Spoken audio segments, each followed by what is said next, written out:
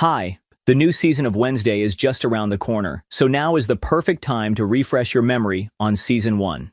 At the beginning of the series, a 15-year-old girl named Wednesday Addams arrives at her high school with a creepy look on her face. She finds her brother, Pugsley, tied up inside his locker. As she unties him, she asks, "I want names." He's too scared to say the names, but suddenly, Wednesday has a vision. She sees exactly who bullied her brother. You okay? I'm not about to confess to my brother that I've recently been plagued by visions. Once she finds out that a group of swim team bullies are behind it, she heads to the swimming pool carrying 2 bags filled with piranhas. She declares, "The only person who gets to torture my brother is me." Then she casually unleashes the bloodthirsty piranhas into the pool. As the bullies scramble out in terror, Wednesday smiles, satisfied with her revenge. Cut to the next scene. Wednesday's parents, Morticia and Gomez, are fed up with her behavior. They decide to send her to the prestigious Nevermore Academy, a school where all the students have supernatural abilities and are taught how to control them. Darling, we aren't the ones who got you expelled. That boy's family was going to file attempted murder charges. How would that have looked on your record? Terrible. Everyone would know I failed to get the job done. Morticia and Gomez are both alumni of the same academy. Meanwhile, a hiker sets out alone in the woods near Nevermore. Unfortunately, just minutes into his journey, an unknown creature attacks and kills him. Later, the local sheriff finds his mutilated body and begins investigating the area. We soon learn this isn't the first case. There's been a string of similar murders recently. Tell the bear is back. You don't really believe that, Sheriff? No, I don't. Whatever did this wasn't human. Look, I know these murders are connected to Nevermore. I just can't prove it yet. So until I can, the goddamn bear. Next, Wednesday arrives at Nevermore and meets Principal Larissa Weems, who runs the school with strict authority. We find out she used to be Morticia's roommate. Did your mother tell you we were roommates back in the day? And you graduated with your sanity intact? Impressive. Morticia also mentions that the court has ordered therapy sessions for Wednesday because of her behavior. Principal Weems assigns Wednesday to her mother's old dorm room and introduces her to her new roommate, Enid, Howdy, roomie. a cheerful werewolf who's the complete opposite of Wednesday in every way. Are you feeling okay? You look a little pale. Wednesday always looks half dead. Enid decorates her side of the room with bright colors, while Wednesday prefers everything dark and gothic. The principal also mentions that a special uniform has been ordered for Wednesday. Later, Enid gives Wednesday a tour of the academy. Wednesday tells her she doesn't plan to stay long. Being here was her mother's idea. She even finds an old photo of her mother as a student. Rumors been swirling around that you killed a kid at your old school and your parents pulled strings to get you off. Actually, it was 2 kids, but who's counting? Enid continues the tour, introducing the 4 main student groups: fangs, vampires, furs, werewolves, stoners, gorgons with snakes on their heads, and scales, sirens who can manipulate people. Enid points out the most popular girl in school, Bianca Barclay, a stunning siren, and her ex-boyfriend, Xavier Thorpe, a death artist who can bring his drawings to life. Enid also runs a gossip vlog about Nevermore. Her friend Ajax, a gorgon, comes over to warn her about how dangerous her new roommate is. She eats human flesh. Totally chowed down on that kid she murdered. You better watch your back. Quite the contrary. I actually fillet the bodies of my victims, then feed them to my menagerie of pets. He's impressed by Wednesday's black and white aesthetic. You're in black and white, like a living Instagram filter. Ignore him. Gorgon spent way too much time getting stoned. You know, it's a small school and there wasn't much online about you. Oh, you know, you should really get on Insta, Snapchat, and TikTok. Wednesday replies that she avoids social media and gadgets, calling them a soul-sucking void of meaningless information. The Addams family says goodbye to Wednesday. Morticia warns her daughter that if she tries to run away, all the relatives have already been alerted and will report her if she shows up. She assures Wednesday that she'll grow to love the place and gives her a pendant with a W on it for luck. It's made of obsidian, which Aztec priests used to conjure visions. As they drive off, Gomez secretly releases Thing, a severed living hand, to keep an eye on her. That evening, Wednesday starts peeling off the colorful tape from her side of the window, which annoys Enid. What the hell did you do to my room? Dividing our room equally. Looks like a rainbow vomited on your side. Silence would be appreciated. This is my writing time. It's time for her to work on her novel. They start arguing about Enid's vlog. I devote an hour a day to my novel. Perhaps if you did the same, your blog might be coherent. Enid intentionally blasts dance music to irritate her. This is your final warning.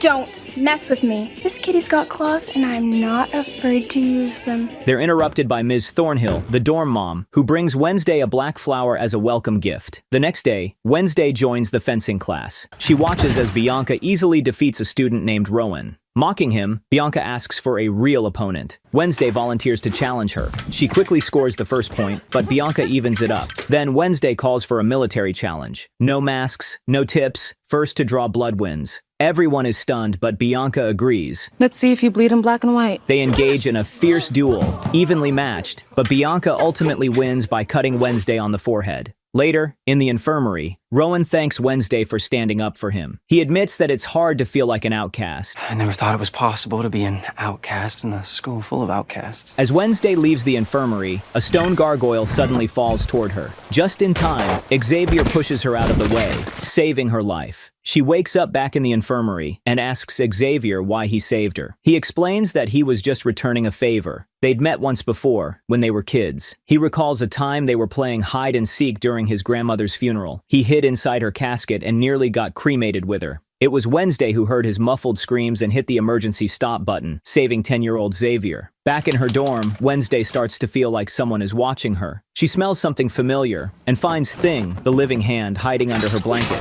Did you really think my highly trained olfactory sense wouldn't pick up on the faint whiff of neroli and bergamot in your favorite hand lotion? Realizing her parents are behind it, she threatens to lock Thing in a drawer unless he proves loyal. I lock you in here for the rest of the semester, and you go slowly insane trying to claw your way out. Terrified, Thing agrees to serve her faithfully. Wednesday tells Thing about her plan to escape from Nevermore. Because of the piranha incident, Wednesday is required to attend court-mandated therapy. Principal Weems personally drives her to her session in Jericho, a small town outside of Nevermore. Wednesday notes that chauffeuring students is beneath a principal's pay grade. Weems responds that Morticia warned her Wednesday would try to escape, so she's keeping a close eye on her. She meets her therapist but doesn't open up about anything. The point is you assaulted a boy and showed no remorse for your actions. That's why you're here. He lost a testicle. I did the world a favor. People like Dalton shouldn't be allowed to procreate. However, the shrink eventually gets to Wednesday through her novel. Wednesday becomes uncomfortable when asked about her main character and her mother. The therapist asks why she hasn't published it yet. Editors are short-sighted, fear-based life forms. One once described my writing as gratuitously morbid and suggested I seek psychiatric help. Ironic, isn't it? How did you take that? I sent her a thank you. I've always been open to constructive criticism. I'm glad to hear that. Wednesday excuses herself to the restroom, picks the window lock, and escapes. She skillfully sneaks past the principal and bumps into a man. Suddenly, she has a vision where she witnesses the man's death in a car accident. Who let you out?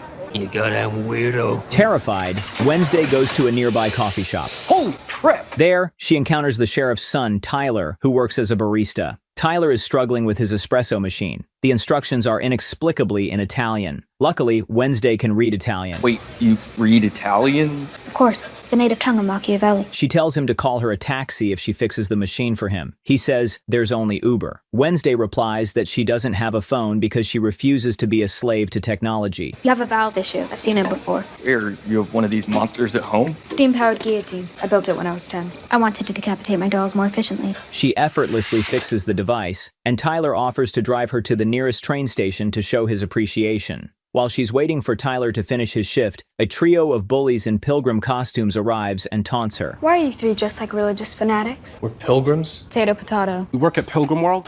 It takes a special kind of stupid to devote an entire theme park to zealots responsible for mass genocide. My dad owns Pilgrim World. Who you calling stupid? If the buckled shoe fits. Tyler tries to protect her, but the bullies ignore him and attempt to beat her up. Wednesday easily defeats them using old kung fu techniques.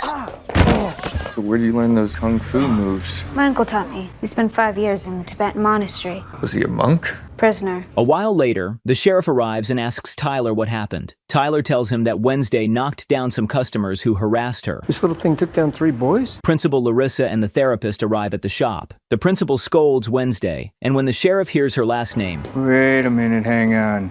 You're an Addams? Don't tell me Gomez Addams is your father. He tells her that her father belongs behind bars and that he'll be keeping an eye on her. Principal Weems drives Wednesday back to Nevermore. On their way, they pass a terrible car wreck. The victim is the same man Wednesday saw in her earlier vision. I hope the driver's okay. He's dead. Broke his neck.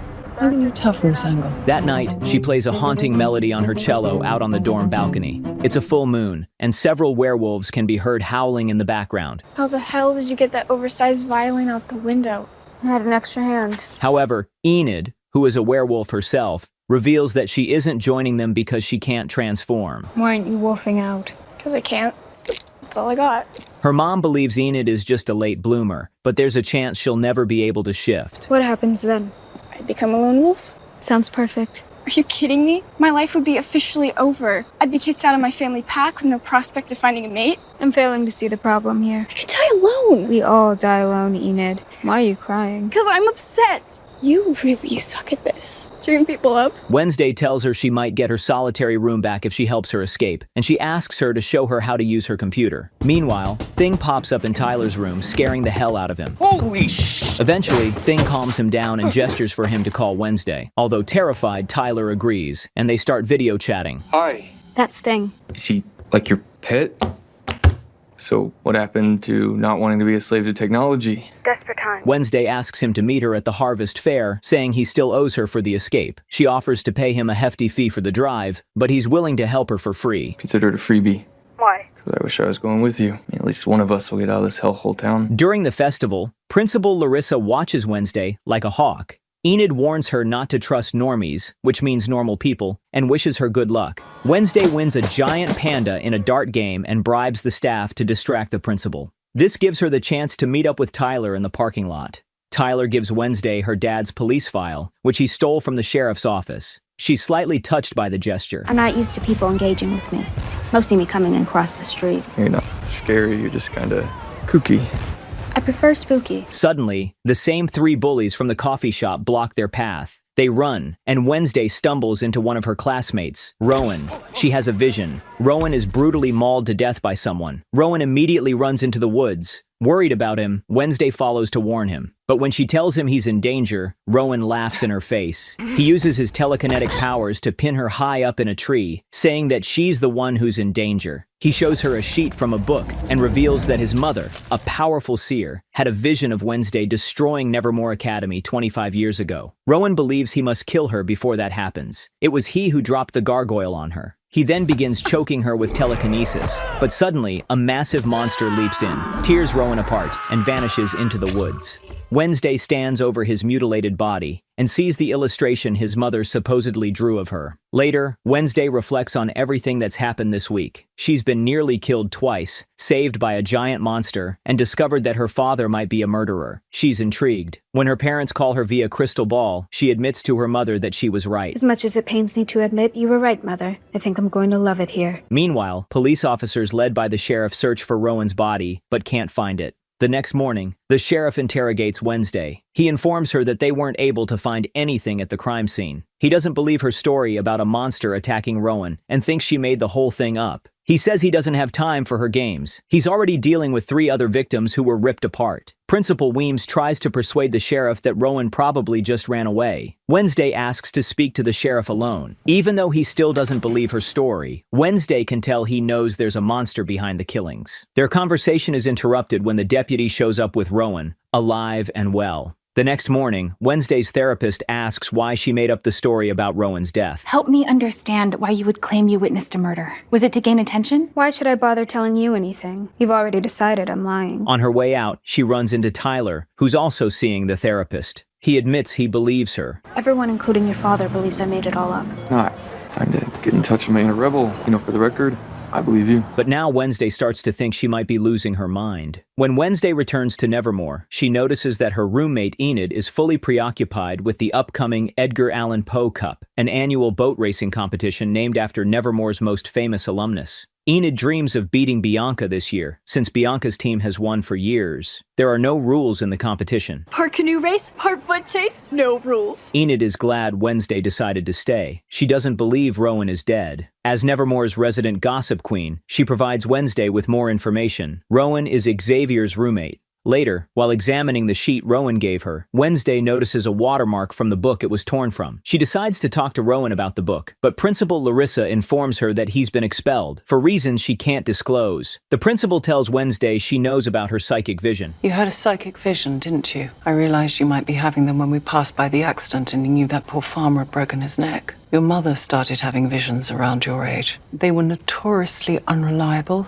and dangerous. I remember at first, she thought she might be losing her mind. To keep Wednesday busy, the principal assigns her an extracurricular activity. We want our students to be well-rounded. I'd prefer to remain sharp-edged. And says she'll be watching her closely. Wednesday realizes the principal is hiding something and orders Thing to keep an eye on Rowan. She catches up with Rowan and demands to know why he tried to kill her and where he got the drawing. He acts confused, saying he has no idea what she's talking about. He brushes her off and heads for the train station. Thing clings to the car and follows. When they arrive, Rowan looks around, then sneaks into the restroom and changes his appearance to that of an old man. Unfortunately, Thing loses track of him and misses the transformation. Later, the old man transforms into Principal Larissa, revealing that she's a shapeshifter and, for some reason, is covering up Rowan's death. Wednesday tries to gather more information about that night by visiting various extracurricular clubs. First, while Xavier practices archery, she asks for more details about Rowan. Xavier says Rowan had been acting crazy for the previous 2 weeks. Ever shot a bow and arrow before? Only on live targets. Ouch. She then approaches Bianca during choir rehearsal and asks whom Bianca told about the murder after Wednesday passed out. Bianca answers that she reported everything to the principal, then mockingly invites Wednesday to join the choir, assuming she can't sing. Wednesday silently opens her mouth. Every pane of glass around the quad cracks. What was that? A note only dogs can hear. Eventually, she joins the beekeeping club because it's located near the crime scene. The only member is Eugene. Wednesday is unexpectedly nice to him, in her own condescending way, especially after he offers to let her feel the sting of a bee. Are you willing to feel the sting? Which genuinely amuses her. The following day, Wednesday scolds Thing for losing Rowan. Her sharp words make him sulk. In carnivorous plants class, she sits beside Xavier, which annoys Bianca. Xavier shows off by bringing one of his sketches to life. I doubt Wednesday is impressed by your tricks, Mr. Thorpe. Admit it, you're a little impressed. Soon after, Wednesday and Bianca start racing to answer the teacher's questions about plants, which clearly irritates Bianca. It's able to thrive in even the most hostile environments. But its mere presence can change the ecosystem, causing the established plants to reject it. Usually because the native species is allowed to thrive unchecked. Nothing a weed whacker couldn't fix. You can most certainly try. Are we still talking about flowers? Although skeptical of Wednesday's monster theory, Sheriff Galpin brings a bloodhound to search the woods. Wednesday wants to return to the crime scene but needs a distraction. Principal Weems is circling like a vulture. And you want me to cover so that you can return to the scene of a crime that didn't happen? At beekeeping club this afternoon. I need you as decoy. Enid agrees to run interference during beekeeping club, but only if Wednesday apologizes to Thing for the hurtful things she said earlier. He feels like you don't respect him as a person. Well, technically, he's only a hand. Wednesday, he's your family, and he would do anything for you. Now, she has to swallow her pride, go talk to Thing, and make amends. After a long, sulky conversation, she finally apologizes and even opens up, admitting she's scared that Rowan might be right,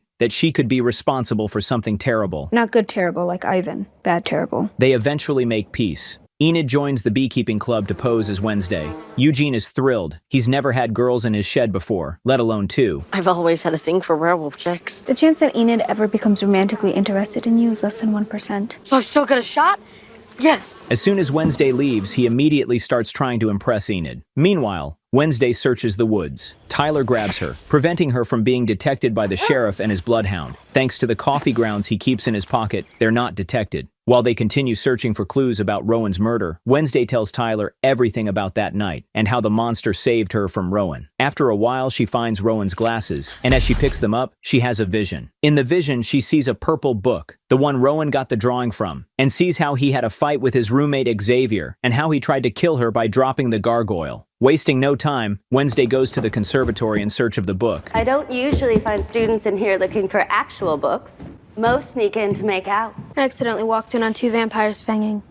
I can't unsee that. She asks Marilyn Thornhill about it, and Marilyn reveals that it belonged to an old student society called the Nightshades, but it was disbanded years ago. They start talking about what it means to be an outsider. It turns out Marilyn is the only normie on the staff. I've been here a year and a half, and I still feel like an outsider. Is that because you're the only normie on the staff? Enid told me. To tell you the truth, I've never really fit in anywhere. Too odd for the normies, not odd enough for the outcasts. I thought Nevermore would be different, but there's still a handful of teachers who will barely acknowledge me. After school, Wednesday sneaks into Rowan's room to look for the book while Xavier is in the shower. That purple book's got to be around here somewhere. Start investigating. She finds a mask underneath his bed, but before she can leave, Xavier comes out of the shower to answer a knock at the door. Wednesday quickly hides under the bed. He opens the door. It's Bianca. Wednesday overhears their conversation. Bianca is jealous of him over Wednesday. During the conversation, we learn that they broke up because Bianca once used her siren powers on him, and now he can't trust her. You suddenly have a thing for tragic goth girls with funeral parlor fashion sense? Maybe it's because she hasn't tried to manipulate me. I make one mistake and you can't forgive me. She treats you like crap and you can't get enough. Okay, why are you so fixated on Wednesday? Because she thinks she's better than everyone else. He believes all of his feelings for her were manipulated. Bianca also tells Xavier that she's planning to crush Enid in the upcoming boat racing competition. She admits she's already done something shady to get an advantage in the next day's race. As soon as Wednesday returns to her room, she learns from Enid that one of her teammates, a vampire, accidentally ate garlic. Garlic bread incident at dinner. She had a major allergic reaction, which means she's out of the po-cup and I don't have a co-pilot. Wednesday tells her that wasn't an accident. Bianca is behind it. Wanting to humiliate Bianca, she decides to help Enid by joining the competition so they can take Bianca down. You're joining the Black Cats? You're willing to do that? For me? I want to humiliate Bianca so badly that the bitter taste of defeat burns in her throat. Yeah, but mostly you're doing it because we're friends, right? Wednesday tries to figure out how Bianca keeps winning. Enid says the other boats just sink mid-race. Bianca is a siren, and there are no rules, so she has a huge advantage in the water. The next day, Wednesday, and Enid gear up for the competition. Where are your whiskers? Ask again and you'll be down to 8 lives. Before the start, Bianca tries to humiliate Wednesday, but she quickly puts her in her place. For the record, I don't believe I'm better than everyone else. Just that I'm better than you. There are 4 teams, and the goal is to row their boat to Crackstone's crypt, grab their team's flag, and return. Whoever reaches the finish line first, without getting sunk, wins. As the contest begins, Bianca hints at one of her friend, who is ready to sabotage the other boats. That friend, a merman, dives into the lake and destroys one of the boats, knocking the team out. Thankfully, Wednesday and Enid are prepared. With Thing's help, they manage to catch the merman in a fishnet. At the shore, while Wednesday runs to grab their flag, Enid asks Thing to distract the Gorgon's team. Get him! She uses that distraction to destroy their boat with her werewolf claws. However, when Wednesday touches the flag at the crypt, she has another vision. This time, she sees a blonde-haired version of herself holding the book. The blonde girl tells her that she is the key. Confused, Wednesday snaps back to reality and sees that Bianca's team is leading the race. On the water, the Joker team's boat sinks because of Enid's claws. I just asked myself, WWWD. What would Wednesday do? Only 2 teams are left. Wednesday's team quickly catches up and overtakes Bianca. Wednesday tries to destroy Bianca's boat, but the merman, who has escaped the fishnet, attacks their boat. It turns out Thing is an excellent swimmer and knocks the merman out. Wednesday eventually crashes Bianca's boat with spears and wins the game. With that, a non-siren team wins the prestigious competition for the first time in 4 decades. Admit it, you kind of got into the whole school spirit thing. You didn't tell me it was a dark, vengeful spirit. Later, the winning team is honored by Principal Larissa, who hands Enid the Po-Cup trophy. However, Wednesday can't stand the attention and finds solace at the Edgar Allan Poe statue. Suddenly, she notices a symbol carved under the stone book Poe is holding, the same symbol that appeared on the drawing Rowan gave her. What are you doing down here? Hiding. People keep randomly smiling at me out there. It's unsettling. It's called having your moment. You took down Bianca Barclay. Try to enjoy it. That night, Wednesday returns to the statue and quickly solves a series of riddles etched into the stone book. A self-seeding flower. Pansy. 1 more than 1. 2. Its leaves weep to the ground. Willow. It melts in the sun.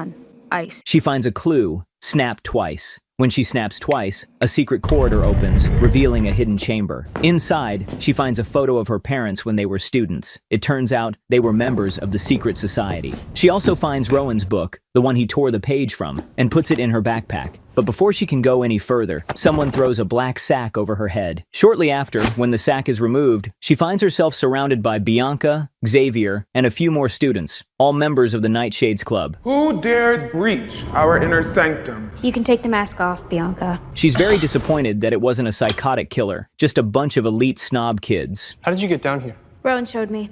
Left pocket. I tracked the watermark from the page down to the Poe statue. Then I solved the riddle. Wednesday says she thought the group had been disbanded. Xavier explains that it was shut down 30 years ago, after a normie kid died, but that Principal Larissa recently reinstated it in secret. on the condition that the members keep a low profile and avoid making waves. But Rowan did start making waves, so they kicked him out of the club. Question is, what are we going to do with her? Only members are allowed in this library. Xavier suggests letting Wednesday join, which angers Bianca. After the crap she pulled in the poke-up, there's no way in hell. We talk about not making waves, she's a tsunami. Just because I beat you at your own game, let me save you the trouble.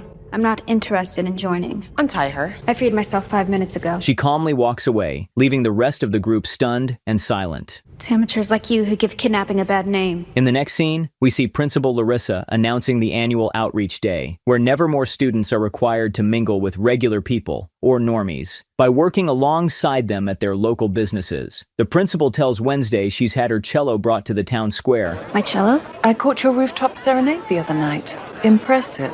I volunteered you to accompany the Jericho High School marching band at the ceremony. I'm sure it won't be too challenging to play a uplifting Fleetwood Mac melody. As long as you promise to hang me as a witch afterwards. Meanwhile, the mayor of Jericho introduces his son to the sheriff. It turns out the boy is the same one who tried and failed to bully Wednesday in the cafe. Remember my son Lucas? I sure do. I ran into him and his buddies last week at the weather vane. I'd better get to work. Hey, no trouble today, got it? The sheriff expresses his biased attitude toward the outcasts, believing the monster in the woods is one of the Nevermore students. The mayor points out that Nevermore pays for all of Jericho's expenses, including the sheriff's salary. From their conversation, we also learn that Mayor Walker used to be the town's sheriff more than 30 years ago. When the outcasts arrive in town, Wednesday talks to Xavier. He's upset that she rejected his invitation to join the secret society. I don't know, I did go out on a limb for you. She tells him she has more important things to deal with, like tracking down the monster that killed Rowan. Xavier argues that Rowan isn't dead, he was just expelled. But Wednesday plants a seed of doubt by asking if he's actually spoken to Rowan since his expulsion. I texted him a few times, but I never heard back. I just figured he wanted to put Nevermore in his rearview mirror. Or he's dead. She then shows him the drawing Rowan's mother created. Xavier has seen it before and admits it's strange that Wednesday is in the image. When he tried to ask Rowan about it, Rowan went ballistic on him. Wednesday already witnessed this argument in one of her visions. He threw you against the wall with his telekinesis. Yeah, how did you know that? Lucky guess. Xavier says the man in the drawing is Joseph Crackstone. You know who that is? Yeah, it's Joseph Crackstone. He's like Jericho's founding father. Later, Wednesday asks Enid to switch volunteer assignments with her so she can get closer to Crackstone's artifacts. At first, Enid is reluctant because she loves her assignment. But when Wednesday mentions that Ajax will be volunteering there, she immediately agrees. But if you're not interested... No! Oh my god! Thank you! You're the best! The outcasts are greeted by the eloquent and over-the-top Mistress Arlene. I am Mistress Arlene, a real OC, original colonist. Now prithee, put your cell phones on vibrate and make haste. Who gives them a brief orientation about the site and points to the meeting house where Joseph Crackstone's artifacts are kept. I have a query. Pray be quick, child. When Wednesday volunteers to work in the meeting house, Arlene tells her it's closed for renovation. Instead, Wednesday and Eugene are assigned to Ye Olde Fudgery to distribute fudge and baked goods to tourists. Mistress Arlene forces them to wear themed uniforms. Are these for Muslim tourists? To get out of the job, Wednesday shocks a group of foreign tourists by telling them the painful truth about the place. So Arlene doesn't understand her. She speaks their language fluently, explaining the hypocrisy behind the historical reenactment. Genießen Sie Ihr authentisches Pilgrimfudge aus Kakaobohnen. Wow, I didn't know Wednesday could speak Russian. She offers them fudge made from cacao beans harvested by oppressed indigenous peoples in the Amazon, and says the proceeds go toward maintaining this pathetic whitewashing of American history. She also points out that fudge wasn't even invented for another 258 years. Her plan works, and the tourists leave. Meanwhile, Ajax and Enid are working at an antique store that features taxidermy rodents. I'm pretty sure it's dead. See the tire treads across its tail? Local artists scooped that fella up right here on Route 22. You're telling me someone actually goes out and collects roadkill and turns them into that? They're assigned to clean and brush the taxidermy rodents. While they're working, a homeless man sneaks into the shop and steals a camera. Enid flirts with Ajax, dropping hints that she'd like him to ask her out. Gorgons are taught not to engage. I don't want to accidentally stone someone. I'm not afraid of being stoned by you. It's just temporary. Really? You mean that? 100. But he doesn't pick up on them. Frustrated, she eventually blurts it out and asks him directly. I've spent all morning flirting and hinting and trying to act cute while brushing some roadkill just so you would ask me on a freaking date. Oh, that's what you were doing. I kind of wondered when you spent so long brushing down a possum's tail. So you want to meet up behind the greenhouse tonight? Yes. Yes, I do. Hey, Ajax! Can you help me move the badger then? Yes! Can't believe he asked. Back at the fudgery, Eugene snacks on some stolen fudge. The mayor's son and his gang find him and start picking on him. But Eugene vomits on them. They try to lock him in the stocks, but Wednesday arrives just in time. Let him go. She easily overpowers one of them, breaks his fingers, and locks him in the stocks instead. Are you two still here? The mayor's son and his friend back off. I can't get into any more trouble with my dad. Leaving their humiliated friend behind. Afterward, she helps Eugene clean up. He opens up to her, admitting that he doesn't have any friends, and that no one's ever stood up for him before. She tells him he reminds her of her brother, minus the urge to strangle him. She leads Eugene on a mission to break into the meeting house. She picks the lock using Eugene's retainer and leaves him outside to keep watch. Inside, she finds a painting of the old meeting house, and in it, the same blonde girl from her vision holding the mysterious book. This is the girl from my vision. She's even holding the same book. That black one she had outside Crackstone's crypt. A moment later, she also finds the book itself, but when she opens it and sees the pages are blank, she realizes it's a fake. How now? Meanwhile, Mistress Arlene asks Bianca if she knows where Wednesday is. Knowing her, she's hithered somewhere she shan't be. Just then, Arlene shows up at the meeting house. Just what the fudge are you doing in here, Missy? Mistress Arlene, how now? How now, indeed. Wednesday asks her about the original book. Arlene hesitates, then reveals it was stolen last month. She also admits she doesn't know where the original meeting house is located. I only moved here from Scottsdale in April. Later, Wednesday stops by the cafe to see Tyler, but instead finds Xavier, who once again warns her not to trust Tyler. She brushes him off and calls Tyler anyway, clearly making Xavier jealous. Wednesday asks Tyler about the old meeting house. He tells her that what's left of it is out in the woods. It's basically a ruin, now used as a crash pad by meth heads. Hey, listen, the ruins are kind of tricky to find. I could take you this afternoon. My shift ends at 2. I know my way around the great outdoors. Don't tell me you were a Girl Scout. I could eat Girl Scouts for breakfast. Actually, I have an uncle who went to prison for that. Xavier overhears their conversation. Wednesday and Thing head into the woods to search for Joseph Crackstone's original meeting house. They eventually find it, and also come across the homeless man who stole the camera earlier. Wednesday sicks Thing on him. Thing, a hand here? Thing starts choking and slapping the man until he runs away terrified. Thing gestures for Wednesday to touch items in the house, hoping it'll trigger one of her visions. Wednesday explains that her visions happen spontaneously, but Thing insists, and to prove him wrong, she starts touching random parts of the wooden walls. Nothing.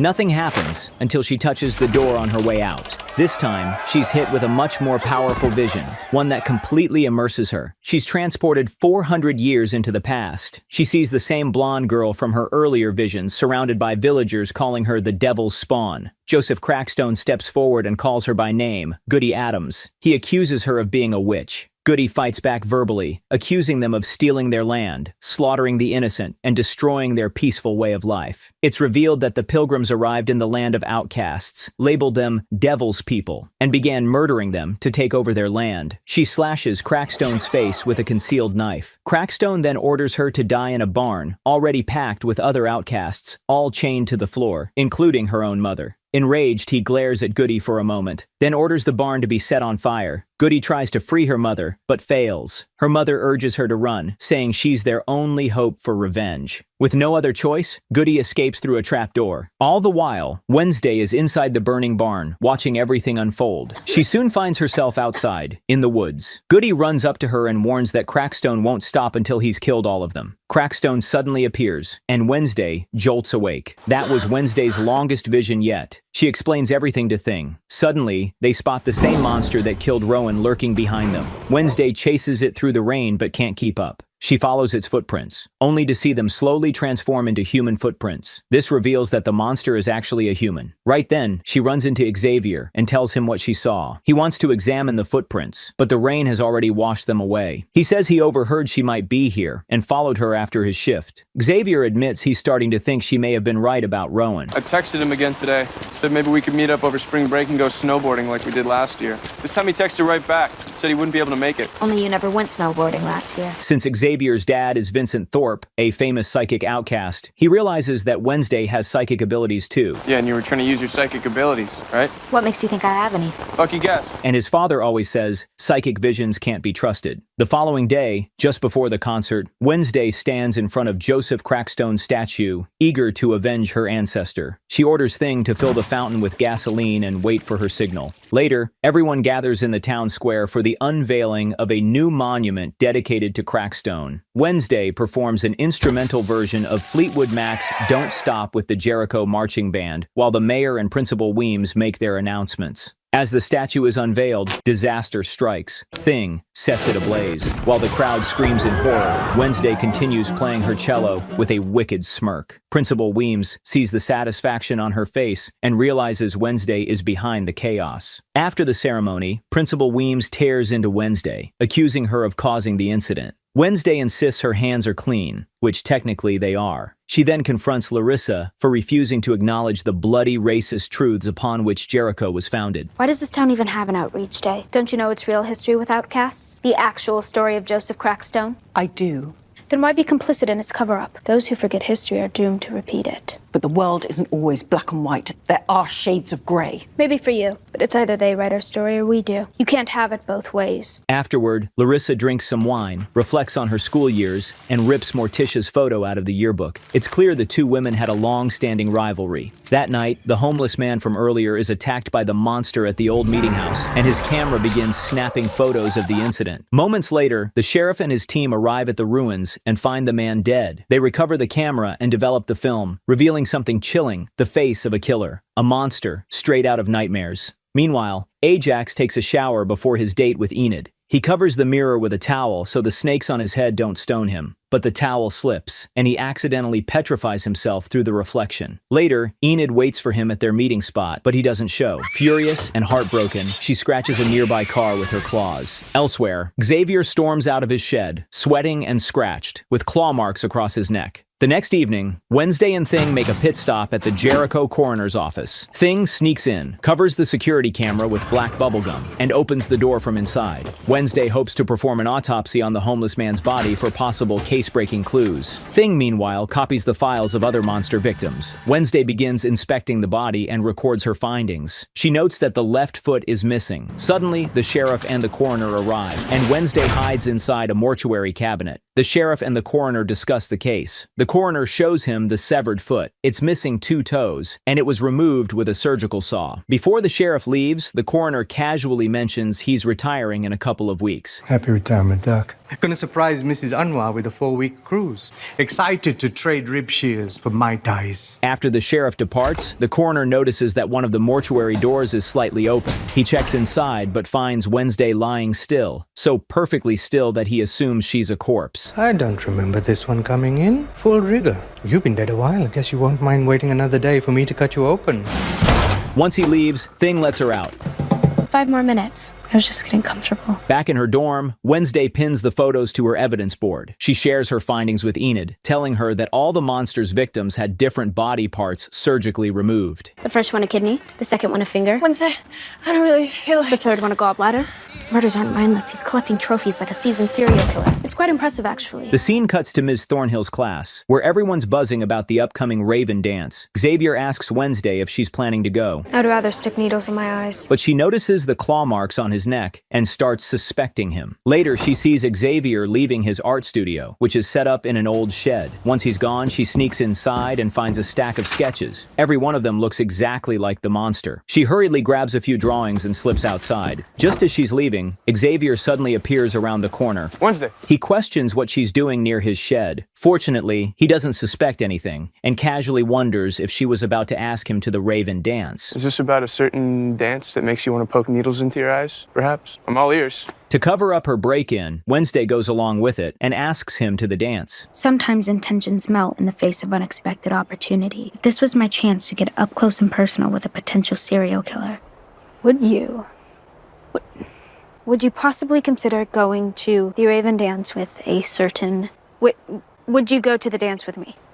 Yes, Wednesday, I would love to go to the dance with you. Enid is thrilled to hear that Wednesday's going to the dance and immediately drags her out to shop for a new dress. Wednesday manages to slip away and heads to the sheriff's office instead. On the way, a stunning black dress in the window of the antique shop catches her eye. At the sheriff's office, Wednesday shows him Xavier's drawings and proposes they work together. She suggests putting aside their differences to catch the monster. The sheriff holds one of Xavier's sketches next to a photo from the homeless man's camera. It's a match. Wednesday says the person who drew these is her suspect. The sheriff agrees to cooperate, but only if she brings him solid evidence. Meanwhile, at the coffee shop, Enid is approached by Lucas, the mayor's son, who was humiliated by Wednesday earlier. Enid, being Nevermore's gossip queen, knows exactly who he is. I'm Lucas Walker, mayor's son. Recently split from Jericho High's cheer captain Chrissy Smothers. Cubernet who really needs to rethink her spray tan. It's kind of scary. Oh yeah, and my roommate kicked your butt twice. Wednesday Addams is your roommate? Lucas knows she's dateless for Raven and offers to go with her, since he needs to sneak into the event anyway. She accepts. Later, Wednesday runs into Tyler, who confesses his feelings for her and asks to take her to the dance. But Wednesday tells him she's already going with Xavier, hurting him deeply. Tyler admits he thought they had something, and now he's confused. I thought we liked each other, but then you pull something like this and I have no idea where I stand. I mean, am I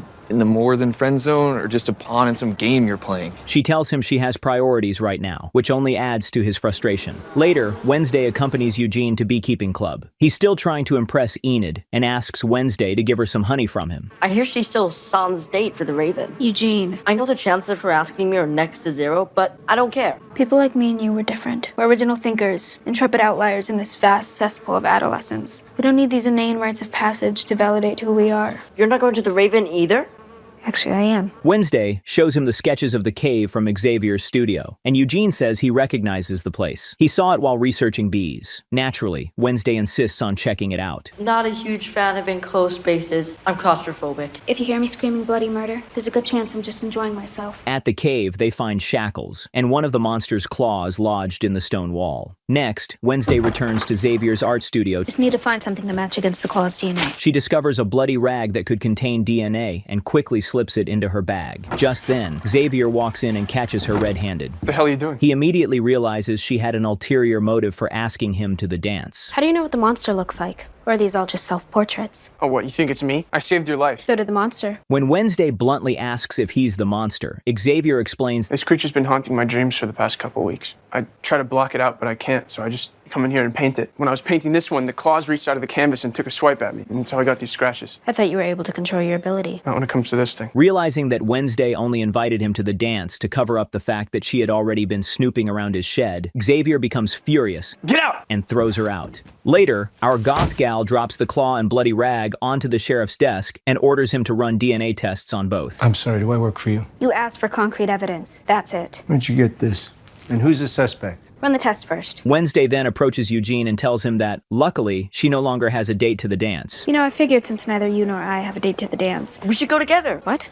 No. She suggests they stake out the cave together to identify the monster. Meanwhile, since Xavier also no longer has a date, Bianca approaches him and suggests they go together. Meanwhile, Thing discreetly types a note on Wednesday's typewriter and drops it off at the coffee shop for Tyler to read. It's Raven dance night. All the students attend the event, dressed in glamorous outfits. Ms. Thornhill asks Principal Larissa why she doesn't seem thrilled about the event. You were a Nevermore student once. Don't you remember being full of hope and excitement about the Raven?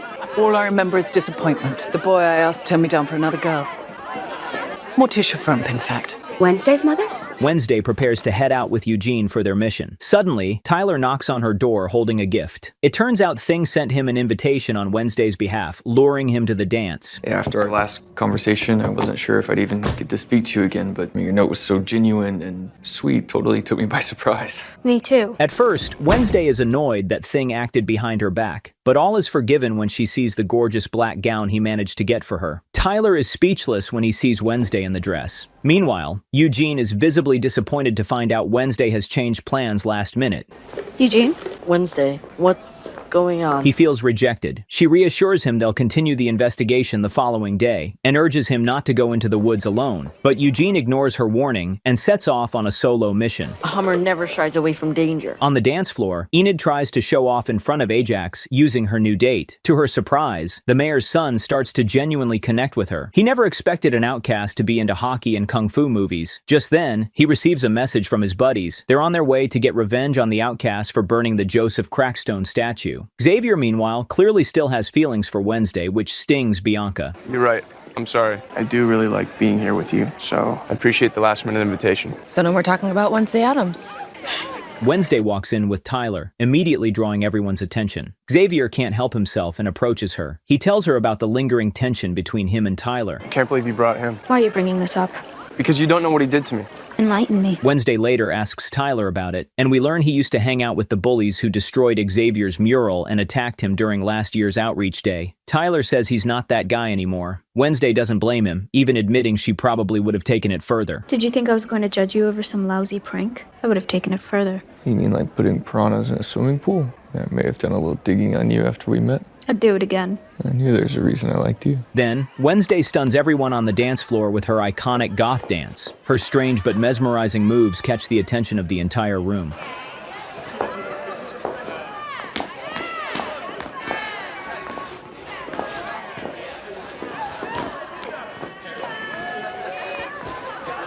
Watching from afar, Xavier asks Bianca to use her siren powers to make him forget about Wednesday. You broke up with me because you thought I was manipulating you with my siren song. Now you want me to use it to help you get over another girl? Meanwhile, out in the woods, Eugene has returned to the cave and is taking notes. A car pulls up nearby, and a mysterious figure approaches the entrance. The person throws a Molotov cocktail inside, setting the cave on fire. Then, spotting Eugene, they give chase. Eugene runs. Back at the dance, Lucas's friends arrive in a water truck filled with colored liquid. They connect a fire hose to the building's sprinkler system. Lucas, who has started warming up to the outcasts, especially Enid, tries to stop them, but his friends insist on going through with it. You're the whole reason we're even doing this. To get revenge on those freaks for nuking Crackstone's fountain. Yeah, don't tell me you've got soft like Tyler. Suddenly, the sprinklers go off, dousing the dance floor in red liquid. The scene starts to resemble the iconic bloodbath from Blade. Students scream in panic, slipping and falling in the thick paint. Wednesday tastes it and is disappointed. It's only paint. They couldn't even spring for real pig's blood. Right then, she's struck by a vision of Eugene, terrified and being chased by the monster. She runs from the dance and heads into the woods. Meanwhile, Enid confronts Lucas about the prank. She tells him she thought he actually liked her. He tries to explain himself, but his friends start mocking her, calling her a freak. Ajax steps in to defend her. I didn't even want to go with him. I wanted to go with you. So then why didn't you ask me? She tells him she was upset because she thought he ghosted her. Ajax admits that he accidentally stoned himself with his own snakes and was too embarrassed to tell her. Eventually, Enid and Ajax make peace and share a kiss. Meanwhile, Eugene is still running from the monster. He hears it growling nearby. Wednesday calls out for him, but it's too late. The creature attacks Eugene just before she arrives. She finds him lying on the ground, covered in blood. Ms. Thornhill also shows up. Oh my God! Is he alive? In the next scene, we see Wednesday flipping through her father's police file while standing in the school courtyard. A flashback takes us back 32 years to a stormy night during a rave-end dance. A body drops to the ground at young Larissa's feet. On the scaffolding above stands young Gomez Addams, holding a sword. Sheriff Walker, who is now the mayor, questions Larissa. We see Gomez being taken away in handcuffs, while young Morticia looks on and confesses she's never been more in love with him than she was at that moment. Back in the present, it's parents' weekend at Nevermore. Gomez, Morticia, Pugsley, and Lurch arrive in style. Principal Larissa delivers a welcome speech to the visiting families. Enid laments her own werewolf family's arrival. As expected, her mother immediately criticizes her for failing to wolf out and properly develop her lycanthrope abilities. Meanwhile, Morticia and Gomez meet up with Wednesday. How are you, my little rain cloud? I thought Thing was filling you in on my every move. I uncovered your feeble subterfuge almost immediately. Nearby, Xavier and Bianca talk about how their parents never show up. Xavier says his father is too busy with his shows and celebrity appearances. Bianca says her mom is living it up in the Seychelles. But their conversation is cut short when Bianca's mother suddenly appears. Bianca looks visibly uncomfortable and maybe even afraid. Bianca and her mom meet at the coffee shop. During their conversation, we learn that her mother is the head of a cult called Morning Song. It presents itself as an elite club for wealthy people, but in reality, they lure rich individuals into their organization and use siren songs to manipulate them into sponsoring the cult. Bianca used to be her mother's right hand, but eventually ran away and changed her name from Brandy Jane to Bianca so they wouldn't find her. How did you find me? I haven't come here to fight,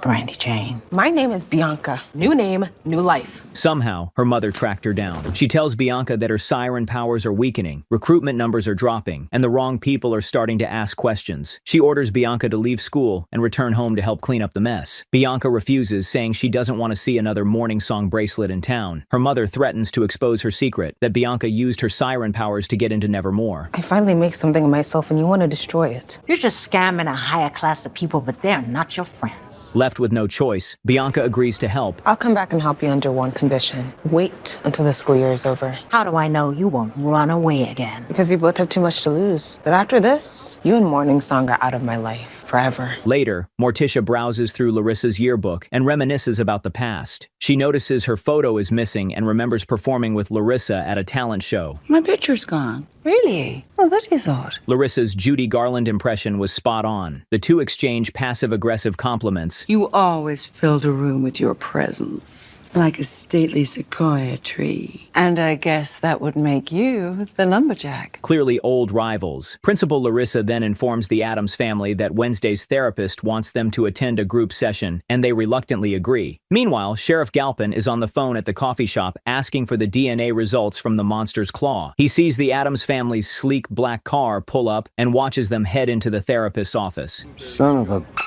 What's wrong? It's hard to stomach a murderer wandering around town scot-free. Then he receives a call. The coroner, Dr. Anwar, has just committed unthinkable. Next, the Addams family meets with Dr. Valerie Kinbot for their group session. Pugsley admits he misses his sister. Gomez and Morticia do too. But Wednesday has other priorities. She pulls out her father's old police file and demands answers. Who was Garrett Gates and why are you accused of murdering him? Whoa. Those charges were dropped. Your father is an innocent man. Local sheriff doesn't seem too convinced. Wednesday, stop. Darling, maybe we should... No, the session is over. Wednesday tells her that if they won't tell her the truth, she'll find it herself. Wednesday visits Eugene in the hospital, bringing him honey she harvested for him. I harvested hive number 3. The bees miss you, Eugene. We all do. The poor boy is in a coma. She blames herself for the attack and says she misses him. Eugene's mothers arrive and thank Wednesday for her friendship, saying Eugene never had a real friend before her. Later, Wednesday walks around the town square, circling the melted statue of Joseph Crackstone, while thinking about her father's case. She sees her mother carrying a single rose and decides to follow her. Morticia drops only the stem of the rose on the grave. Once she walks away, Wednesday approaches and sees the name on the tombstone, Garrett Gates. Meanwhile, Sheriff Galpin arrives at the morgue. Dr. Anwar left a note before blowing his brains out. The sheriff finds the whole situation suspicious. I just saw Doc last week. He was planning a cruise with his wife. He seemed all excited about retirement. I guess you never really know what's going on through someone's mind. A bullet, apparently. But the morgue's surveillance camera was obscured with black gum, so they can't see what really happened. The sheriff reads the coroner's note. In it, Dr. Anwar confesses to forging documents related to a murder case from 30 years ago. What case? Garrett Gates? Garrett Gates, you gotta be kidding me. With this new confession, the sheriff finally has enough evidence to arrest Gomez. While the school celebrates in the courtyard, Sheriff Galpin storms in and handcuffs Gomez in front of his shocked family. Later, Wednesday and Thing visit her father in jail. She tells him she saw Morticia leave a rose stem on the grave of the man he was accused of murdering. She demands to know the truth. Gomez finally opens up. He says that Garrett Gates had become obsessed with Morticia. Garrett was infatuated with your mother. He mistook her kindness for interest. He was stalking her. Morticia even reported it to the police, but Sheriff Walker, who now serves as Jericho's mayor, dismissed the claim. The Gates family was old money, the wealthiest and most respected in town. Garrett's father was also an outcast-hating bigot, furious that an outcast girl dared accuse his son of anything. On the night of the Raven dance, Gomez and Morticia had stepped out to spend time alone together. That's when Garrett broke into the school and attacked Gomez with a sword. In the scuffle, Gomez grabbed the weapon, and Garrett ended up impaling himself on the blade in a fit of rage. After hearing the story, Wednesday finds it believable. It all lines up. She knows her father well, and she notices the subtle tells in his body language, the way he delivers his trademark comforting wink, the way he smooths his mustache, and it's clear to her he's hiding something. She storms into the sheriff's office and confronts him, insisting he may have arrested the wrong man. The coroner kills himself out of remorse for a decades-old murder case the very weekend my father, your prime suspect, deigns to return to town. And that the coroner's note just happened to be a full confession. Someone is clearly pulling strings. The sheriff yells back that they'll never know the full truth because someone obstructed the morgue's security camera. Unfortunately, someone sabotaged the security camera in the morgue, so we don't know what happened. They stuck bubblegum on the lens. Black bubblegum? Maybe I should run DNA on that. Then, he shows her the DNA results from the claw and bloody rag. No match. He reminds her that Gomez confessed to the murder 32 years ago. And beyond Garrett's death, the sheriff believes Gomez is indirectly responsible for the destruction of the entire Gates family. What happened to them? His mother hung herself in the backyard, his father drank himself to an early grave, and even his little sister didn't escape. She was orphaned, sent overseas, ended up drowning. Every last one of them's gone. Later, Wednesday finds Pugsley sitting alone on a dock. dock. She brings his fishing gear, along with his favorite bait. Father packed her favorite bait. It's a bag of F1 grenades. Come on, let's see if the fish are biting. As they fish, Wednesday tells her brother that Gomez will lose his mind being apart from Morticia. They haven't spent a single night apart since their wedding. Pugsley assures her that if anyone can prove their dad is innocent, it's her. You have to find out the truth and free Dad. Meanwhile, Enid faces her own pressure. Her mother presents her with brochures for a lycanthrope conversion summer camp, a place meant to forcefully trigger her transformation, since Enid hasn't wolfed out yet. Enid firmly refuses. She wants to come into her own terms. Later, Morticia is seen in the hidden library where the Nightshades meet. Wednesday walks in. Morticia assumes Wednesday must be a member. Only Nightshades are allowed there. But Wednesday corrects her. Actually, I rejected them. Why? Because I was a member? I'll never live up to your legacy here. So why try? I win the Poe Cup, you claimed it 4 times. I joined the fencing team, you captained it. Why would you send me somewhere where I could only ever exist in your shadow? It's not a competition, Wednesday. Everything is a competition, Mother. But mostly I rejected them because they're a trivial social club. I used to be so much more. Its mission was to protect outcasts from harm and bigotry. It was founded by one of Gomez's ancestors, one of the earliest settlers from Mexico. Goody.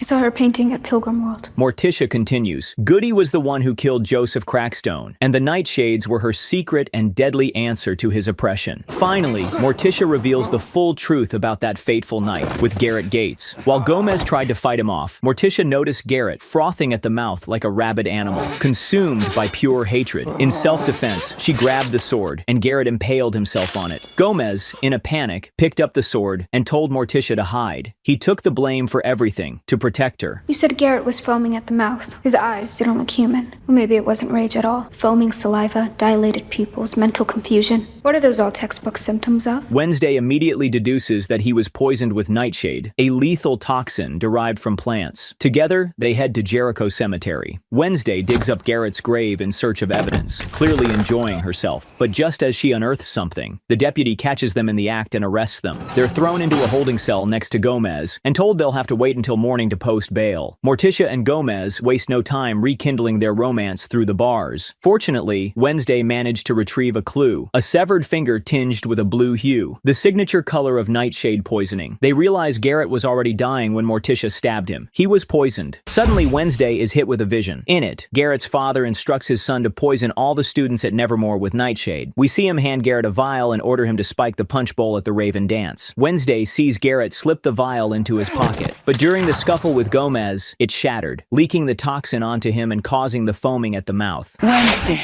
did you have a vision?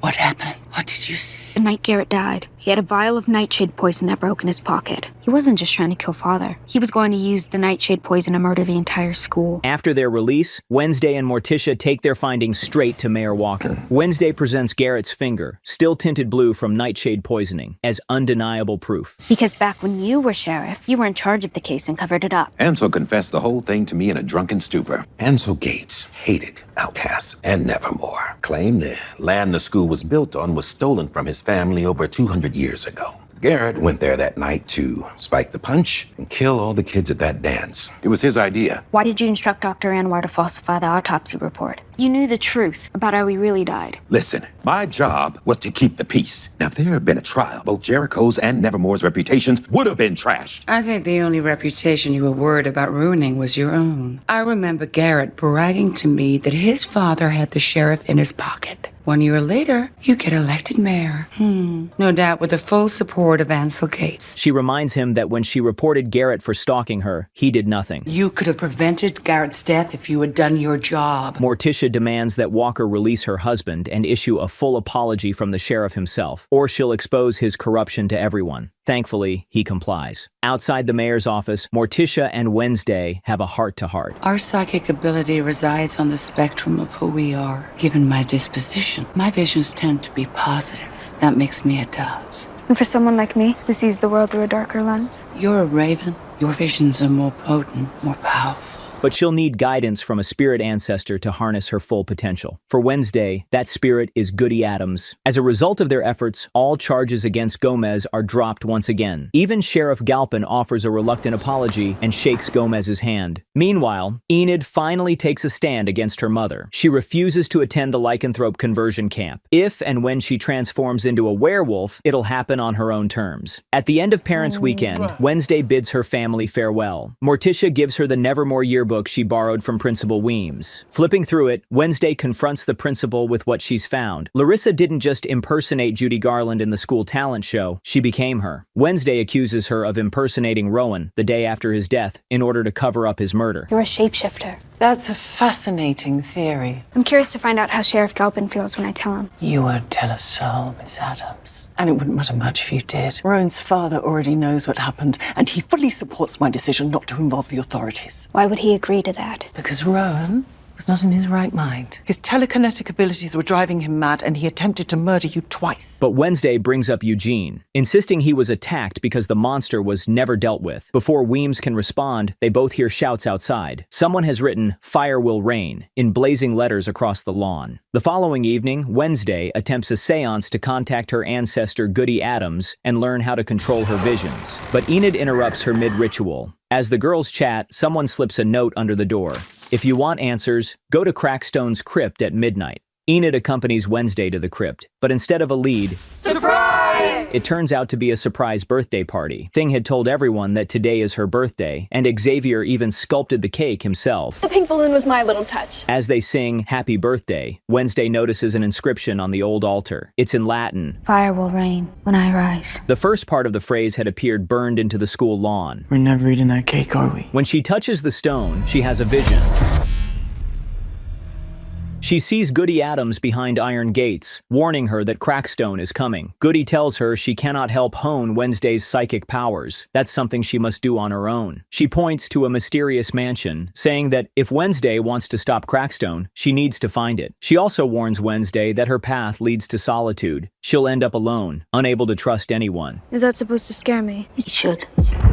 The next day, Wednesday sketches the gates from her vision. Meanwhile, Thing pulls out a massive suitcase from under the bed, a birthday gift her parents left during Parent Weekend. Inside are dead squirrels and tools for performing experiments. Enid also gives her a present, a black snood she crocheted herself. What is it exactly? It's a snood, silly. I made it in your signature colors. And you want to know what the best part is? I have one too. We can wear them together to class. Oh, Enid, this is far too unique to wear to something like class. I suggest we wait for a more special occasion, like a funeral. Mayor Walker arrives at Nevermore to discuss the burning lawn incident. Principal Larissa suspects his son, Lucas, since he previously disrupted the Raven dance, but the mayor assures her it wasn't him. Lucas has been grounded ever since. To help clear his name, Walker has assigned his son to do community service at Nevermore. Out on the school lawn, Wednesday inspects the burned "Fire will rain" message. Xavier approaches and asks what she saw during her vision in the crypt. Who said I was ready to speak with you? You still think I'm the monster? Haven't ruled it out. Yeah, well, when you change your mind and you want my help, you know where to find me.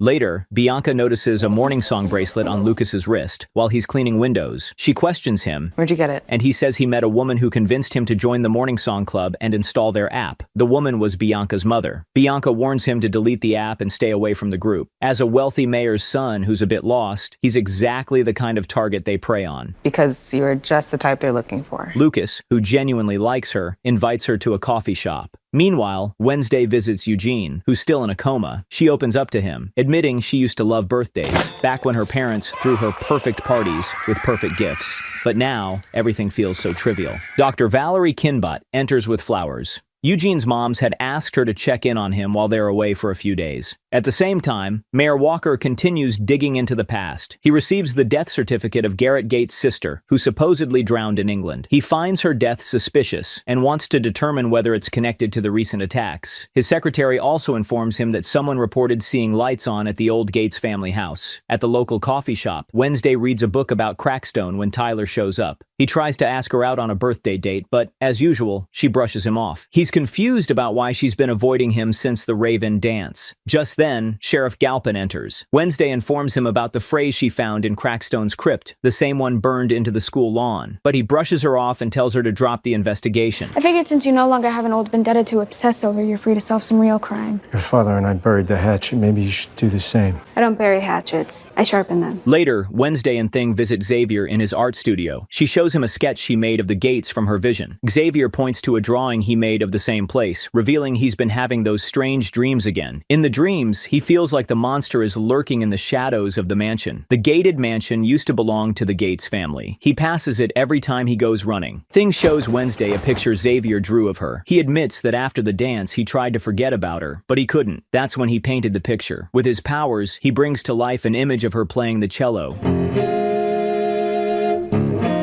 Can tell how you get lost in the music. She leaves his shed without saying a word. Eventually, Bianca shows up at the coffee shop and meets Lucas, who took her advice, removed the bracelet, and deleted the morning song app. They have a heart-to-heart talk. Lucas opens up, admitting that after ruining the dance, he feels like crap and regrets what he did. He says no one believes he can become someone. Hey, you're Bianca, right? Could you do me a favor? Wednesday forgot this. Could you give it back to her? Birthday gift from Enid. Aren't you her boyfriend? Definitely not. The next morning, Wednesday visits the mansion to investigate but sees someone wandering inside. It's the mayor, checking out the place after the tip about strange lights. He calls the sheriff and leaves a voicemail, saying he figured out who's behind all the killings and urges him to meet at the coffee shop. Wednesday tells Thing to distract the mayor. While he's not looking, she sneaks into the trunk of his car. He drives to the cafe, unaware that Wednesday and Thing are hiding. As he crosses the street to meet the sheriff, a blue Cadillac hits him. An ambulance rushes him to the hospital. Following the incident, the sheriff records Wednesday's statement. She claims she hid in the back of Walker's car to learn more about what he had discovered at the Gates mansion. Back at Nevermore, the principal revokes Wednesday's town privileges for breaking school rules. How do you manage to end up at the center of every terrible thing that happens around here? Incredible luck. The next morning, Wednesday calls Tyler and tells him she's changed her mind about the date, but we know it's just an excuse to get out and continue investigating. The sheriff warns Tyler to stay away from girls like Wednesday because they'll break his heart. Tyler tries to talk about his mom, but the sheriff avoids the topic. It's clear their relationship is strained since Tyler's mother passed away. That's why Tyler visits the therapist. Wednesday tricks Enid into sneaking out for a redo of her birthday party. Oh, we should wear our snoods. Oh, I believe I left mine at fencing. Actually, you left yours at the weather vane. Luckily, Bianca brought it back. Like a monkey's paw. Tyler picks them up outside the school. Wait, he's our Uber driver? Uber driver? I thought we were going on a date. I thought this was a girls' night out. What's up with the weird matching hoodie scarf thingies? Don't ask, just drive. Meanwhile, Xavier knocks on the girl's window and finds Thing typing on the typewriter. Thing reveals where the girls went. Wednesday, Enid and Tyler arrive at the Gates mansion. Enid and Tyler realize too late they've been tricked, but they press on. Neither Tyler nor Wednesday can open a locked door. This is pointless. Can I try? Oh. It's a werewolf thing. Inside the mansion, they find the blue Cadillac that hit the mayor. We need to call Tyler's dad right freaking now. Why? So he can take me back to Nevermore and get me expelled? It's not gonna happen. Here they are, the Gates family. They scrub up well for psychopaths. There's Garrett, his outcast-hating father, Ansel, and you must be Laurel. They're all long gone. So the question is, why did Goody lead me here? Wednesday finds a hidden altar dedicated to Joseph Crackstone. The candles are still warm. Who doesn't have a spooky built-in altar in their family library? Ours is in the living room. More seating for a year-long Dia de los Muertos. They split up to investigate. While Tyler stays on the ground floor, the girls go upstairs. You go left, I go right. You seriously want to split up? In here, that is literally how every best friend dies in a horror movie. The faster we search, the sooner you can leave. Enid finds a room that looks untouched. No dust, the bed made, and fresh flowers. The same kind Dr. Kinbot brought to Eugene's room. Wednesday finds a music box with the initials LG. Laurel Gates. It's the same name from the file Mayor Walker was reviewing. Suddenly, Tyler screams for help. The monster appears. The creature chases the girls through the house. No, not your snoot. Stop. forcing them into a basement where they discover the monster's trophy stash, body parts from the victims. With no time to spare, they flee the house and circle back to find Tyler. They discover him alive, but badly injured with deep claw marks across his chest. Just then, Xavier shows up and rushes to help, only fueling Wednesday's suspicions even more. They rush Tyler back to his house. The sheriff walks in and immediately orders all the Nevermore students to leave. Afterward, Wednesday tries to bring him back to the Gates mansion, but by the time they arrive, everything has been wiped clean. There's no sign of the blue Cadillac or any of the monster's trophies. She tells him someone must have cleared everything out. Furious, the sheriff accuses her of endangering his son's life. He forbids her from seeing Tyler again or continuing her investigation. Back at Nevermore, Wednesday is confronted by Principal Weems. She scolds her for disobeying direct orders and putting her classmates at risk. But Wednesday pushes back. She shows her the drawing that prompted Rowan to attack her. Is this why he tried to kill you? His mother drew it before she died, said I was destined to destroy the school. But I think I'm meant to save it. Now you know what's at stake. Everything you vowed to protect, no less. I think I deserve another chance. Please. Principal Weems gives her one final warning. When she returns to her dorm, Wednesday finds Enid packing her things. She's moving into Yoko's room. Enid accuses Wednesday of using people and putting others in danger just to chase her obsessions. That's not how real friends treat each other. She says she tried so hard to be Wednesday's friend, but it clearly didn't matter. I've tried really, really, really hard to be your friend. Always put myself out there, thought of your feelings. Told people, I know she gives off serial killer vibes, but she's really just shy. I never asked you to do that. You didn't have to, because that's what friends do. They don't have to be asked. And the fact that you don't know that says everything. Now alone, Wednesday sits in silence. But for the first time in my life, it doesn't feel good. She takes out the music box she found at the Gates mansion. When she opens it, a secret compartment pops loose, scattering a handful of candid photos of her. Someone had been watching her closely. Meanwhile, at the hospital, a mysterious figure slips into Mayor Walker's ICU room and unplugs his ventilator, killing him. The next day, mourners gather for the mayor's funeral. Wednesday watches from the crowd, convinced the killer is hiding in plain sight. Then she spots a shadowy figure on the edge of the woods. She follows.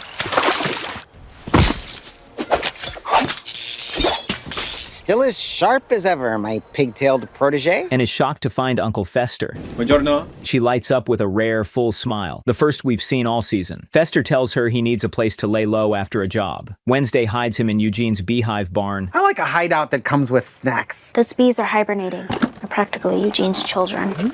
That means do not eat them. Then fills him in on her investigation. When she shows him a picture of the monster, Fester immediately identifies it as a Hyde. Isn't Jekyll and Hyde? She wonders what triggers a Hyde transformation. Unfortunately, the Nevermore library has nothing on the subject. That's when Fester tells her about Nathaniel Faulkner, Nevermore's founder, who wrote extensively about monsters. His diary is locked in a hidden safe inside the Nightshade's library. Wednesday says they'll retrieve it soon. As she leaves the barn, Fester makes a grab for Eugene's hibernating bees. Leave the bees alone. One look at his face, and I thought, he's totally about to say, Mi scusi. Mi scusi. Wednesday sits alone in her room, thinking about the monster and how it might be connected to the Gates mansion. The silence feels strange without Enid's constant chatter. Suddenly, Enid appears to grab a few things she left behind. She asks Wednesday how she's been, but Wednesday tries to hide the fact that she misses her. They trade a few passive jabs. You overcommit to clubs and activities and then complain about them nonstop. Well, at least it's not a migraine-inducing typewriter hammering into my head. You giggle when you text. As opposed to late-night cello solos. When you're not grinding your canines, you growl in your sleep. But it's clear Enid is still hurt. She tells Wednesday that Yoko has invited her to move in permanently, which makes Wednesday visibly uncomfortable. Later that night, Wednesday sneaks into the Nightshade's library, where she runs into Xavier. Uncle Fester? Who's Uncle Fester? What are you doing here? Well, since I'm an actual Nightshade, I don't have to explain myself. What's your excuse for creeping around in the middle of the night? He tries to explain that he's always been on her side, and all he's gotten in return is suspicion. Wednesday pushes back, pointing out that every time the monster has attacked someone, Xavier has somehow been nearby. She also brings up his detailed sketches of the Hyde, drawings of a creature he supposedly hasn't even seen. If I am the monster, then why haven't I killed you? Because for some reason I cannot fathom or indulge you seem to like me. What's to like? After Xavier storms off, Uncle Fester pops out from behind the bookshelves. He reveals a hidden safe behind Iggy's portrait. Thing easily picks the lock, and they steal Nathaniel Faulkner's diary. Back in her room, Wednesday and Fester dig into the diary. It reveals that hides are artistic by nature, but also vindictive. Their dark side lies dormant until unlocked, either by hypnosis or chemical inducement. This act causes the hide to develop an immediate bond with its liberator, who the creature now sees as its master, becomes the willing instrument of whatever nefarious agenda this new master might propose. That means I'm not looking for one killer, but two. They're interrupted by Ms. Thornhill. As usual, Fester vanishes before she can see him. Thornhill informs Wednesday that Enid has officially requested to move in with Yoko for the rest of the year. Though clearly disappointed, Wednesday pretends not to care. Thornhill gently admits she's noticed how close the girls had become. Eventually, Ms. Thornhill says she'll submit Enid's request. Then she leaves. To add to her disappointment, Uncle Fester tells Wednesday that being solo has its perks. You get to live by your own rules, do whatever you want. Just look at me. But it's clearly not the kind of solitude Wednesday had in mind. The next morning, Wednesday spies on Xavier and overhears him urgently arranging a meeting. She and Fester tail him on a ridiculous stolen motorcycle Fester used in a bank robbery. They follow Xavier into the woods where he meets with Dr. Kinbot. He tells her he had a dream about her dying. Wednesday is convinced now. She believes Kinbot is the hide's master and used hypnosis to unleash Xavier's dark side. She rushes to tell Principal Weems, but when she finds Kinbot already in her office, she backs off. Instead, she casually asks the therapist if she uses hypnotherapy. Kinbot says yes, and that she actually likes this method. Later, Wednesday and Fester meet at the coffee shop. Tyler joins them with a peace-offering coffee and meets Uncle Fester. Wednesday shares her theory about the hide with him. Just then, the sheriff walks in, and Fester disappears. The sheriff shows Tyler a surveillance camera image of Fester, identifying him as an armed robbery suspect. Tyler covers for him, claiming not to recognize the man. Thank you, but you didn't have to do that. Yeah, your family is very colorful. Tyler asks Wednesday to make it up to him with a real date, this time for real. And no excuses. Figure after what happened last time, you owe me. He tells her to meet him at Crackstone's crypt. That night, Wednesday heads out, leaving Thing behind to guard the diary. It's not a date. It's a quid pro quo for almost getting him disemboweled. Tyler sets up a romantic date at the crypt, complete with an old-school projector playing Legally Blonde, which he chose as a horror movie for her. Wednesday actually enjoys the effort and even thanks him for the torture. Meanwhile, the sheriff and his team find Fester's stolen motorcycle in the woods. As they investigate, they hear something in the crypt. Inside, Tyler opens up about wanting more than friendship. You're making a mistake. Probably. Definitely. Just as they're about to kiss, the sheriff bursts in, searching for Fester. He says he found the bike and thought the fugitive might be hiding there. But I never saw the two of you here. You got it? Unbelievable. Come on. After the interrupted date, Wednesday returns to her dorm and finds it ransacked. Faulkner's diary is missing. Worse, Thing has been stabbed and pinned to the wall. Wednesday rushes him to Fester, who uses his electrical powers to revive him. With tears in her eyes, Wednesday threatens, If you die, I will kill you.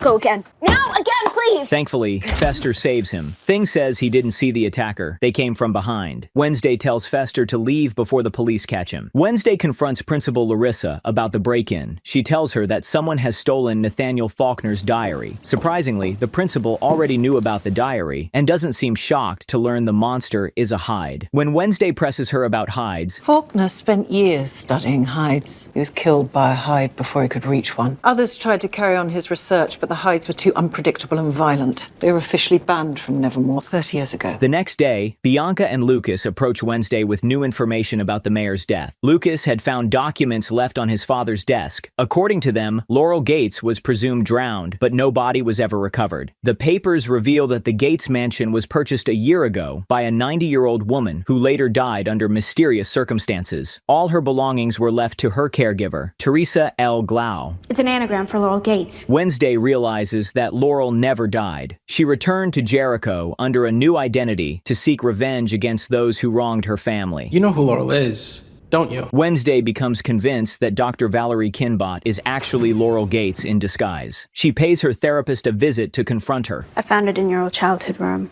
Dr. Kinbot is bewildered by the accusation and thinks Wednesday has lost her mind. But Wednesday presses on, addressing her as Laurel and treating her like a suspect. And so did Mayor Walker, which is why you had to kill him. I mean, who better to slide in and out of the hospital undetected than a psychiatrist under the guise of visiting another patient? You're not actually accusing me of murdering the mayor. Who you calling, Xavier? Judge Reynolds, I'm going to recommend you stay in a juvenile psychiatric facility for observation. Oh, please. You and I both know I'd be running that place in a week. Time's up, Laurel. After Wednesday leaves, Kinbutt calls Principal Larissa to report the troubling conversation. While on the phone, she hears a noise in the bathroom. When she opens the door, the Hyde leaps out and kills her. Later, Principal Larissa and Wednesday sit in the hospital waiting room when the sheriff arrives with the news. Dr. Kinbutt is dead. This ends now. Wednesday storms into Xavier's art studio and confronts him.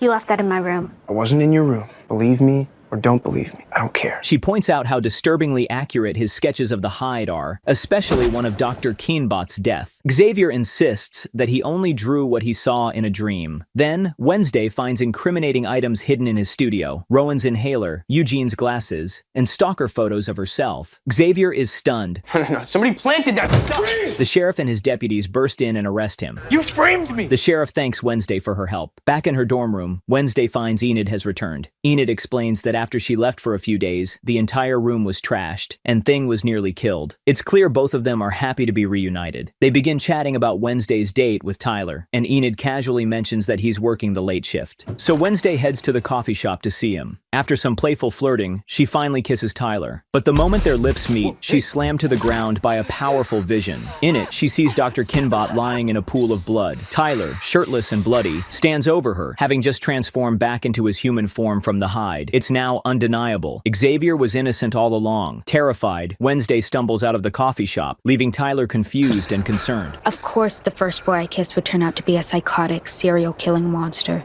I guess I have a type. The next night, Tyler arrives at the woods, expecting another date with Wednesday. When he tries to hug her, she stops him cold, accusing him of being the Hyde. She suggests that Dr. Kinbutt must have discovered his true nature during their sessions and unlocked his transformation, becoming his master. Why'd you kill her? I thought Hydes were typically loyal to their masters. Tyler tries to deny everything and acts bewildered, asking why she would come alone if she truly believed he was the killer. Who said I was alone? Members of the Nightshades, including Bianca and Yoko, step out from the shadows to back up Wednesday. I'm out of here. Actually, you're coming with us. When he regains awareness, Tyler finds himself chained to a chair. Wednesday begins her interrogation. She tells him she knows his mother was a Hyde, a fact that was covered up. Your father fell in love and married an outcast. Fine, my mom was an outcast. It doesn't make me a monster. She attended Nevermore, and her Hyde nature was triggered by postpartum depression. She was later committed to Willow Hill Psychiatric Hospital, where she eventually died. My mom had severe bipolar disorder. We both know that's a lie. She was a Hyde. As he continues to deny it, Wednesday grows cold. She tells him Hydes only respond to pain, and perhaps torture will trigger the truth. There's only one thing that a Hyde understands: pain. Wednesday!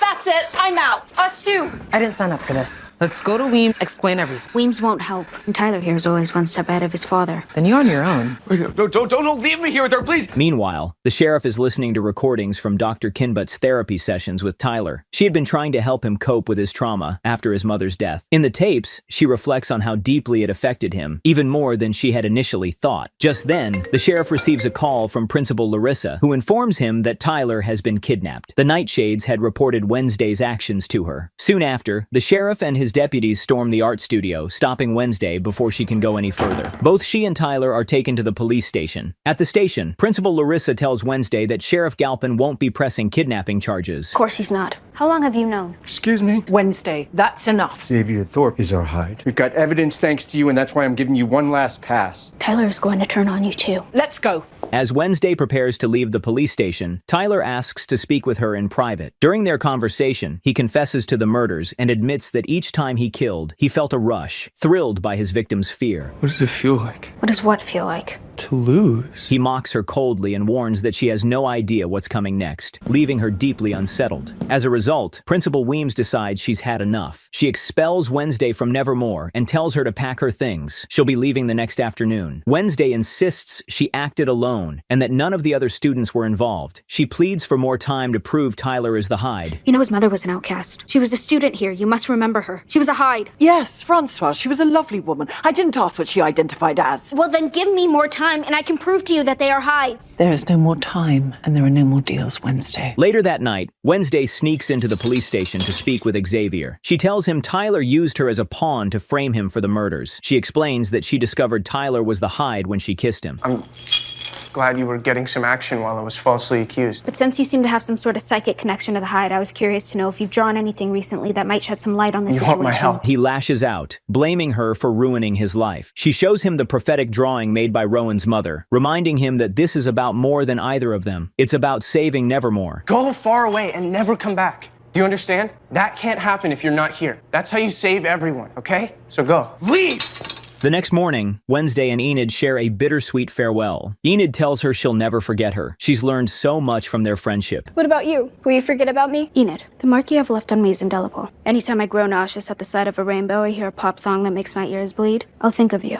Thanks, I guess. She also shares the good news that Eugene finally woke up during the night. Wednesday then says goodbye to Bianca and the Nightshades, warning them to stay alert. Tyler is still out there, and something worse may be coming. As she prepares to leave, Ms. Thornhill gives her a white oleander as a farewell gift and wishes her the best. Principal Weems, who insists on escorting her personally, agrees to let Wednesday visit Eugene in the hospital first. At the hospital, Eugene sits up in bed. Wednesday visits her friend and apologizes, saying she should have been with him in the cave instead of at the dance. She takes responsibility and says it should have been her lying in that hospital bed. Wednesday tells Eugene she believes Dr. Kinbot set fire to the Hyde's cave and had control over Tyler until he turned on her. But Eugene remembers something crucial. Before the explosion, he saw someone in a black coat and red boots near the cave. Wednesday suddenly realizes Ms. Thornhill is the only one she's seen wearing red boots. She rushes back to Nevermore and confronts Ms. Thornhill, who is in the greenhouse preparing nightshade poison. Without mincing words, Wednesday calls her Laurel Gates and tells her to drop the act. She even compliments her on her masterful revenge plot. Ms. Thornhill initially feigns confusion, but quickly becomes agitated by Wednesday's persistence. Wednesday reveals that Tyler confessed everything, and as if on cue, Tyler appears behind her, confirming it. But you used a plant-derived chemical, didn't you? I know your father kept tabs on all the outcasts in town, so I assume he told you all about the Galpin family secret when you were just a girl. That's why you targeted Tyler. You manipulated him by showing him what his mother truly was. Now, what Tyler didn't realize is that the truth wouldn't free him. I'm so sorry, Tyler. It would enslave him to you. And that was scary at first, so you used the cave and the shackles. But eventually, he willingly became your servant. And when Kinbot came close to discovering the truth, you had Tyler kill her and pin it on Xavier. With the truth laid bare, Laurel finally confesses. Tyler, honey, make Mama happy and shut her up. And admits she sent him to intercept her on the train station to lure her into her plan from the very beginning. But in a shocking twist, it isn't Tyler standing behind Wednesday. It's Principal Weems, who reveals herself by transforming back from Tyler's form. Caught off guard, Laurel is stunned. Your slave is probably still at the station. Weems demands she surrender, but Laurel injects her with nightshade poison. Tragically, the principal collapses and dies within seconds. Laurel then knocks Wednesday unconscious with a shovel. Thing witnesses the entire attack. Meanwhile, Eugene video calls Enid and reveals that Ms. Thornhill is the villain. She's the bad guy, bad woman. She's just a really bad person. Okay, Ajax and I will go check out the conservatory. B-boy, welcome back. What's he doing in your room? He also tells her that Wednesday and Principal Weems went to confront her. Suddenly, Thing bursts into the room and frantically signals that the principal has been killed and Wednesday has been kidnapped. Who are the Nightshades? I'll explain on the way. Enid and Ajax rush out toward Crackstone's crypt, while Eugene leaps out of his hospital bed, determined to help rescue Wednesday. Under the blood moon, Wednesday regains consciousness in the crypt, chained from the ceiling. Laurel orders Tyler to wait for her by the boat. She then begins to reveal her grand plan. She intends to destroy Nevermore. Laurel is a descendant of Crackstone, and she's using the body parts of the Hyde's victims to bring him back to life. You can't wake the dead. Believe me, I've tried. I believe your ancestor, Goody Addams, would disagree. Goody spoke of shadows. You're the one that stole the original from Pilgrim World. It turns out Goody Addams not only killed Crackstone centuries ago, she also cursed his soul and sealed it within the crypt. To awaken him, Laurel needs the blood of Goody's direct descendant. Wednesday, as her living descendant, is the key. Laurel has timed everything perfectly, resurrecting Crackstone under a blood moon. In the meantime, the sheriff is transporting the falsely accused Xavier to prison, but he gets a call from his deputy, who tells him that Eugene's moms believe something strange is happening at Nevermore. Since all police vehicles are damaged, the sheriff decides to drive to the school himself to check it out. Back at the crypt, Laurel drags Wednesday over to the seal on Crackstone's tomb and slices her hand. The ritual awakens Crackstone, who vows his vengeance will be swift and merciless. Wednesday tries to stop him, but he paralyzes her with his staff. He calls her Goody Addams and stabs her in the abdomen before walking away. Thankfully, Goody's spirit appears to Wednesday and tells her how to defeat Crackstone. She must stab him in his black heart. Is your spectral vision impaired? I'm dying. Goody instructs her to use the talisman necklace her mother gave her. It will allow Goody to pass through her and heal her wounds. But doing so means Wednesday will never see Goody again. Wednesday agrees, and her ancestor heals her. Ajax brings Enid to the Nightshade's library. I can't believe you're in a secret society and you didn't tell me. Because, you know, it's secret. She's surprised to see so many students are members of the club. Enid tells them what happened and shows them the prophetic drawing of Wednesday and Crackstone standing in a burning schoolyard. The group decides they need to evacuate all students immediately. However, sounding the fire alarm could scare off Laurel and Tyler, so Bianca suggests using the siren's powers to quietly evacuate everyone. Enid volunteers to take Thing and search the woods for Wednesday. As she races through the forest under the blood moon, she finally begins to transform into a werewolf for the first time. Meanwhile, the sirens begin influencing the minds of students and teachers to leave the school calmly. In the woods, the sheriff arrives and tracks his son's phone. Oh, you tracking your little monster? You shut up. He leaves Xavier locked in the car and continues on foot. Thankfully, Thing arrives and helps Xavier escape. Yes! Back in the forest, the fully healed Wednesday runs to confront Crackstone, but Tyler blocks her path. He morphs into the hide and attacks. Just in time, Enid jumps in to protect her and engages the monster in a vicious fight. Enid? Wednesday rushes back to the school to stop Crackstone. The hide and the werewolf clash in a brutal, bloody battle. Tyler nearly kills Enid, but the sheriff arrives and shoots him. Tyler, son, is that really you? As the hide turns on his father, Enid protects the sheriff and knocks the monster out. She transforms back into her human form just as Thing finds her. The sheriff discovers Tyler lying naked and unconscious among the leaves, covered in blood. Meanwhile, Crackstone storms the school and begins destroying everything in sight. I can't tell you how I've longed for this moment, what it means for my family. Silence, woman! Be gone, or I will cut thy tongue from thy wretched mouth! Never meet your heroes. Disappointed, Laurel walks away. Wednesday returns to Nevermore and arms herself with her father's sword, ready to face Crackstone. Xavier appears and fires an arrow at the undead pilgrim, but Crackstone magically reverses its path. Wednesday steps in front of Xavier and takes the arrow in her shoulder. Oh my god. I'm fine. Go. Get them out of here. Rising to her feet, she attacks. Her sword shatters, and Crackstone pins her in place with his staff, preparing to finish her, until Bianca plunges a blade into his back. The distraction lets Wednesday snatch a broken shard of her sword and drive it into Crackstone's black heart.